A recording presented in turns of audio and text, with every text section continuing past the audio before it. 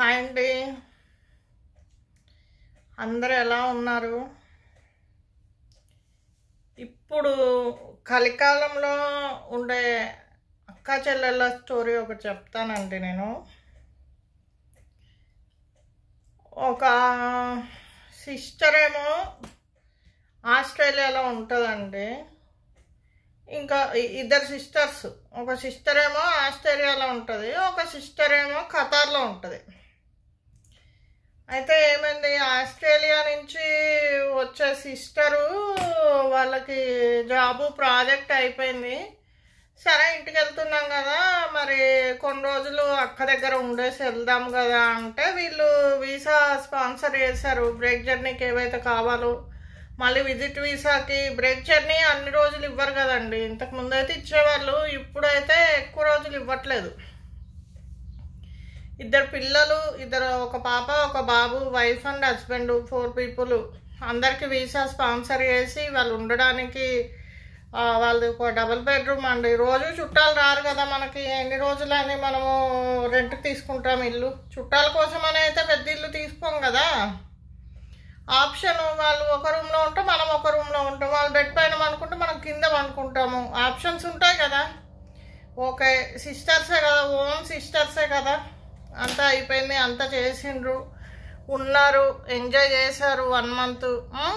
తర్వాత ఈ అక్క ఏం చేసింది, ఇప్పుడు గోల్డ్ పట్టుకెళ్తే కొంచెం కష్టం కదండి.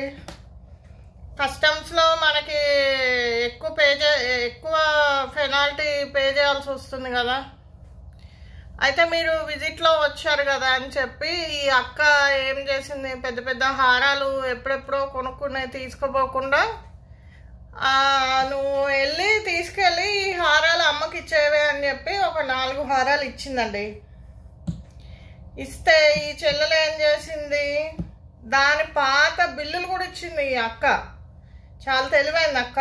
మన చెల్లెలే కదా, మన సిస్టరే కదా అని పాత ఓల్డ్ బిల్స్ ఆ అమ్మాయి ఎప్పుడైతే కొన్నదో ఆ బిల్స్ కూడా ఈ చెల్లెలకి ఇచ్చేసింది. ఇచ్చేస్తే ఈ చెల్లెలు ఏం చేసింది, సరే అని పట్టుకెళ్ళింది. ఆ హారాలు అమ్మకి ఇవ్వలేదు. ఇవ్వకుండా, సరే నువ్వు ఈ హారాలు ఈ రేట్కే కదా అక్క నువ్వు కొన్నావు, ఎప్పుడు 10 years బ్యాక్ కొన్న రేటు వాళ్ళ సిస్టర్ ఇప్పుడు ఇస్తుందంట. అదెట్లా, నేను నిన్ను నమ్మి నీకు ఇచ్చి నువ్వు అమ్మకి అమ్మ లాకర్లో పెడుతుందని ఇయ్యమని చెప్తే ఎంత డ్రామా క్రియేట్ చేసి మొత్తానికి ఆ హారాలు మింగేసిందండి వాళ్ళ సిస్టరు. అలా ఉన్నారు. మీరు ఎంత సొంత సిస్టర్ అయినా కానీ మీరు ఒకసారి కాకపోయినా ఒకసారైనా మీ గోల్డ్ మీరే పట్టుకెళ్ళండి. ఆ కస్టమ్స్ వాళ్ళని బతిలాడండి, 1000కి 2000 ఇస్తా అని చెప్పండి, 2000కి 10,000 ఇస్తా అని చెప్పండి. మీరు ఇప్పుడు ఆల్మోస్ట్ 50-60 lakhs వరకు వర్త్ ఉండే గోల్డ్ ఆ అమ్మాయి అప్పుడు చాలా చీపే కదండి. 10-15 years బ్యాక్ అంటే ఆ రేట్ ఎట్లా కట్టిస్తారండి మీరు చెప్పండి. మళ్ళీ ఆ అమ్మాయి సాఫ్ట్వేర్ ఇంజనీరు. నీకు అక్క చెల్లెళ్ళ డబ్బులు, అక్క చెల్లెళ్ళ గోల్డ్ అంటే అంత చీపా? అలా ఉన్నారండి జనాలు.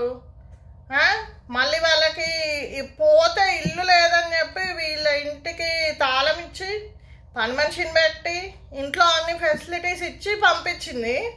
ఇప్పుడు ఆ గోల్డ్ కోసము అక్క చెల్లి మాట్లాడుకోవట్లేరు.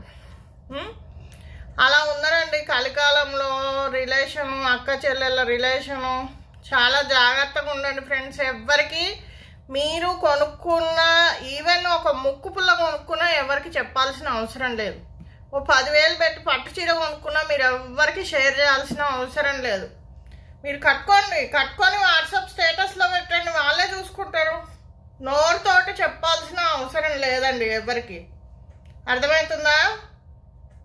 అది మొన్న జరిగిందండి. ఇది ఒక 2 months బ్యాక్ నాకు ఒక ఫ్రెండ్ చెప్తున్నాను నేను. ఎంతవరకు చెయ్యాలో అంతవరకే చెయ్యండి. చెల్లె కదా, అమ్మ కదా అని నెత్తి మీద ఎత్తించుకొని తాండవం ఆడించుకోకండి. ఓకే అండి, బాయ్.